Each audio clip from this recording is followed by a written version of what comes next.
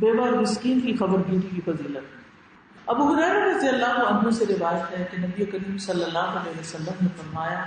جو شخص بیوگان اور مساکین کا خدمت گار ہے وہ مجاہد فی سبیل اللہ یا رات کو قیام کرنے اور دن کو روزہ رکھنے والے کی طرح ہے۔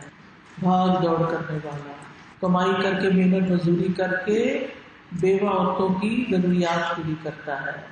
کوئی بھی ایسی عورت جس کا کوئی کمانے والا نہیں اور اس کا کوئی شوہر نہیں، وہ سب اس میں آ جاتے ہیں۔ ایک قول یہ بھی ہے کہ اس سے مراد وہ عورت جس کا شوہر اس سے علیحدگی اختیار کر لے، کئی وجوہات ہو سکتی ہیں، طلاق کی بنا پر، یا ویسی سیپریشن، یا یہ کہ شادی ظاہر ہی نہیں کی اس نے، یا پھر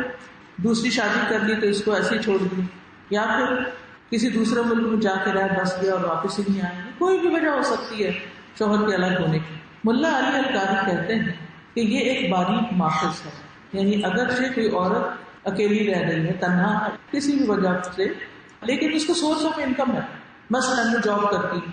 مثلاً وراثت میں اس کو بہت کچھ ملا ہوا، مثلاً اس کی کوئی بلڈنگ یا اس کی پراپرٹی ہے جہاں سے اس کو کچھ آمدنی آتی ہے، تو اگرچہ ظاہری لفظ کے مطابق اس میں غریب امیر دونوں عورتیں آ جاتی ہیں، لیکن اس سے مراد غریب عورت ہوتی ہے جو اپنا فرض پورا نہ کر سکے اور اس کا شوہر بھی، چاہے یہ باپ ہو یا کوئی اور رشتے دار ہے، ماموں ہے، چچا ہے، تو یہ مجاہد فی سبیل اللہ کی طرح ہے۔ کیونکہ مجاہد فی سبیل اللہ بھی کیا کرتا ہے، اپنا مال خرچ کرتا ہے، بھاگ دوڑ کرتا ہے، جان لگاتا ہے، اپنے نفس کی مخالفت کرتا ہے، اپنے رب کی رضا چاہتا ہے، تو یہ شخص بھی یہ ساری کوالٹیز رکھتا ہے۔ تو یہ قائم اللیل صائم النہار کی طرح ہے کہ رات کا قیام بھی نفس کے خلاف ہی جا کر انسان کر سکتا ہے، اور دن کا روزہ بھی وہی رکھ سکتا ہے جو اپنے نفس کو کنٹرول رکھتا ہو۔ تو ہمارا دین، ہمارا معاشرہ عورت کے اس حق کو بھی اجاگر کر رہا ہے جس کا کوئی نہیں،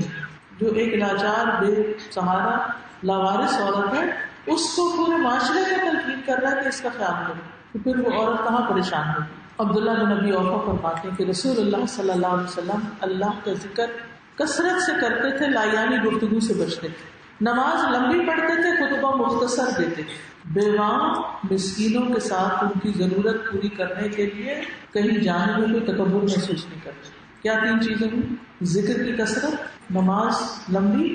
اور بیوہ مسکین کی ضرورت پوری کرنے کے لیے محنت کرنا۔ حضرت عمر کی بیوہ عورتوں کے بارے میں فکر کی۔ عمر بن میمون کہتے ہیں کہ میں نے عمر بن خطاب کو زخمی ہونے سے چند دن پہلے مدینہ میں دیکھا تو عمر رضی اللہ عنہ نے فرمایا، اگر اللہ نے مجھے زندہ رکھا تو میں عراق کی بیوہ عورتوں کے لیے اتنا کر دوں گا کہ پھر میرے بعد وہ کسی کی محتاج نہیں رہیں گی۔ راوی کہتے ہیں کہ ابھی اس گفتگو پر چوتھا ہی دن آیا تھا کہ حضرت عمر زخمی کر دی گئی، شہید ہو گئے۔ عمومی طور پر بھی ہمیں مسکینوں سے محبت کرنی چاہیے، ان کے لیے ہمارے دل نرم ہونے چاہیے، مسکینوں کا خیال رکھنا چاہیے۔ رسول اللہ صلی اللہ علیہ وسلم نے رات کے وقت کھجوروں کا پھل توڑنے اور فصلوں کی کٹائی سے منع کیا ہے۔ جعفر بن محمد کہتے ہیں میرا خیال ہے یہ مساکین کی وجہ سے، کہ کوئی چپکے رات کو سب کچھ کاٹ کے نہ لے جائے، کہ مسکینوں کو کچھ بھی نہ دینا پڑے۔ نبی صلی اللہ علیہ وسلم نے فرمایا، مال و دولت بھی ایک خوشگوار سبزہ زار ہے، اور مسلمان کا وہ مال کتنا عمدہ ہے جو مسکین، یتیم اور مسافر کو دے دیا جائے۔ صحابہ بھی مسکینوں کے ساتھ بڑا اچھا سلوک کرتے تھے، جن میں جعفر بن ابی طالب بڑے ٹاپ پر ہیں۔ ان کے بارے میں آتا ہے، ابو ہریرہ کہتے ہیں وہ ہمیں اپنے گھر لے جاتے، جو گھر میں ہوتا ہمیں کھلاتے، یہاں تک کہ بعض اوقات یہ ہوتا کہ صرف شہد یا گھی کی کپی نکال کے لاتے، اس میں کچھ نہیں ہوتا تو ہم اس کو پھاڑ کے اس کو چاٹ لیتے تھے۔